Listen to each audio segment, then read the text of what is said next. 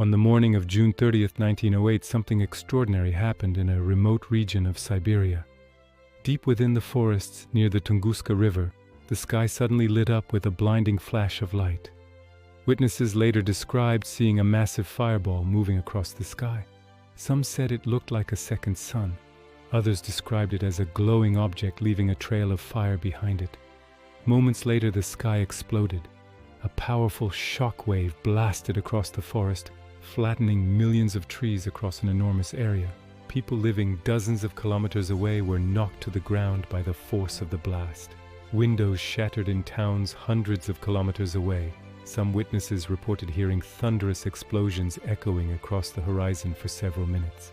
Yet when scientists eventually investigated the site, they discovered something deeply puzzling. There was no impact crater, no large fragments of rock, and no obvious explanation. This mysterious explosion would later become known as the Tunguska event, one of the strangest and most powerful natural explosions ever recorded in human history. At the time, the region where the explosion occurred was extremely remote. The Siberian wilderness was vast and sparsely populated. News of the event spread slowly, and for many years the true scale of the disaster remained unclear. Early reports came mainly from local hunters and villagers who had witnessed the explosion or felt the shockwave. One witness described seeing a bright object moving rapidly across the sky before the horizon suddenly burst into flames.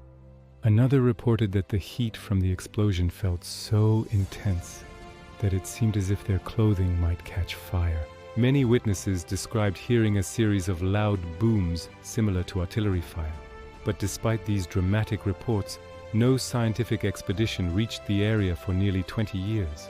In 1927, Russian scientist Leonid Kulik led the first major expedition to investigate the mysterious explosion. Traveling through the dense forests of Siberia was extremely difficult. The region had almost no roads, and the expedition had to rely on sleds, horses, and long journeys on foot to reach the site. When Kulik and his team finally arrived, they were stunned by what they saw. The forest had been completely devastated. Trees had been flattened in a massive radial pattern stretching for more than 40 kilometers in every direction. Millions of trees lay scattered across the ground, their trunks pointing away from a central point. It looked as if a giant hand had pressed down on the forest from above. But something strange appeared at the center of the blast. The trees there were still standing. They had been stripped of their branches and bark, leaving tall, bare trunks pointing toward the sky. But unlike the surrounding forest, they had not been knocked over. This unusual pattern suggested that the explosion had not occurred at ground level. Instead, scientists began to suspect that the blast had happened high in the atmosphere. Over time, researchers developed a theory that would eventually become the most widely accepted explanation for the Tunguska event. According to this theory, a large asteroid or comet entered Earth's atmosphere at tremendous speed. When objects from space enter the atmosphere, they experience extreme heat and pressure as they collide with air molecules at high velocity. If the object is large enough, the pressure can cause it to explode before it reaches the ground. This type of explosion is known as an airburst. Instead of creating an impact crater, the object disintegrates in the atmosphere and releases enormous amounts of energy. Scientists estimate that the Tunguska explosion released energy equivalent to 10 to 15 megatons of TNT. To understand how powerful that is, consider this comparison. The atomic bomb dropped on Hiroshima during World War II had an explosive yield of approximately 15 kilotons. The Tunguska explosion was roughly 1,000 times more powerful. Despite this incredible energy, relatively few people were killed. This was largely due to the remote location of the event. The surrounding region was inhabited mostly by Evenki hunters, who lived in small settlements scattered throughout the forest. Some of these hunters reported losing large numbers of reindeer in the blast. Others described seeing the sky split open as a pillar of fire descended from above. One man later recalled being thrown from his chair by the shockwave and losing consciousness for several minutes. Yet even decades after the event, scientists struggled to explain certain details. For example, if a large asteroid caused the explosion, where were the fragments? Normally, when meteorites strike Earth, They leave behind pieces of rock or metal that can be recovered and studied. But in Tunguska, investigators found almost nothing. For many years, this lack of evidence puzzled researchers. Some scientists proposed that the object may have been a comet rather than an asteroid. Unlike rocky asteroids, comets are composed largely of ice, dust, and frozen gases. If a comet fragment entered Earth's atmosphere, it could vaporize completely during an explosion, leaving little or no solid debris behind. This theory helps explain why no large fragments were ever discovered. However, other scientists proposed different possibilities.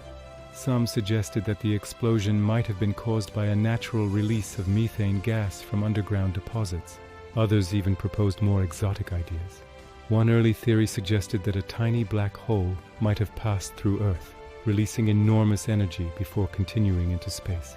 Another theory speculated that the explosion could have been the result of an antimatter collision. While these ideas captured public imagination, most scientists considered them unlikely. Over the past several decades, advances in computer simulation technology have allowed researchers to recreate the Tunguska event in great detail. These simulations suggest that a stony asteroid roughly 50 to 60 meters wide could have produced an explosion matching the observed damage if it exploded several kilometers above the ground.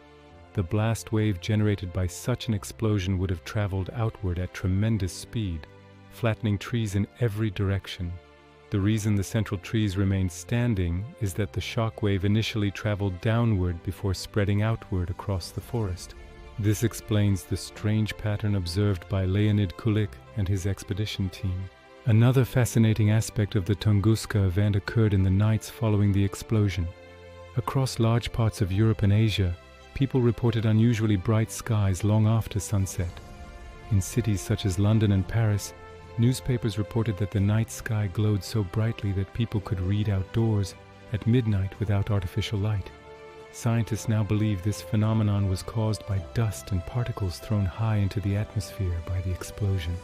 As sunlight scattered through these particles, it created unusually bright twilight conditions across vast distances. More than a century later, the Tunguska event remains the largest impact-related explosion recorded in modern human history. Fortunately, events of this magnitude are extremely rare. However, the incident serves as an important reminder of the potential dangers posed by near-Earth objects. Every day, thousands of small meteoroids enter Earth's atmosphere. Most burn up harmlessly before reaching the ground, but occasionally larger objects arrive. In fact, in 2013, a smaller asteroid exploded over the Russian city of Chelyabinsk. Although the Chelyabinsk object was much smaller than the one that caused the Tunguska event, the explosion still injured more than 1,000 people when the shock wave shattered windows across the city.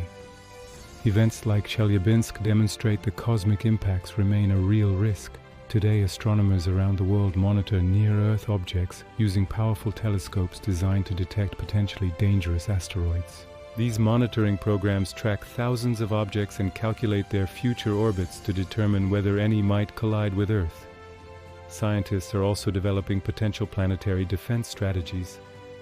Some proposed methods include using spacecraft to deflect an asteroid's trajectory, altering its path long before it reaches Earth. These technologies are still being developed, but the Tunguska event serves as a powerful reminder of why such efforts are important. More than 100 years after the explosion, researchers continue to study the Tunguska region. Scientists analyze soil samples, examine tree growth patterns, and search for microscopic fragments of extraterrestrial material embedded in the ground. Each discovery adds another piece to the puzzle. Yet some questions remain unanswered. Exactly what type of object caused the explosion? Where did it originate? And how often do events like this occur? The Siberian forest has slowly grown back over the decades. New trees now cover much of the area where the explosion once flattened millions of acres of woodland. But beneath the forest floor, traces of the event still remain. Silent evidence of the morning when the sky exploded. The Tunguska event reminds us that our planet exists within a dynamic and sometimes unpredictable cosmic environment. Most of the time, space feels distant and quiet, but occasionally the universe reaches down and leaves its mark on Earth. On that summer morning in 1908, deep in the forests of Siberia, the sky erupted in a burst of energy unlike anything humans had ever witnessed. Millions of trees fell, the ground trembled, and humanity was reminded that even in the most remote corners of the world, the forces of the cosmos are never far away.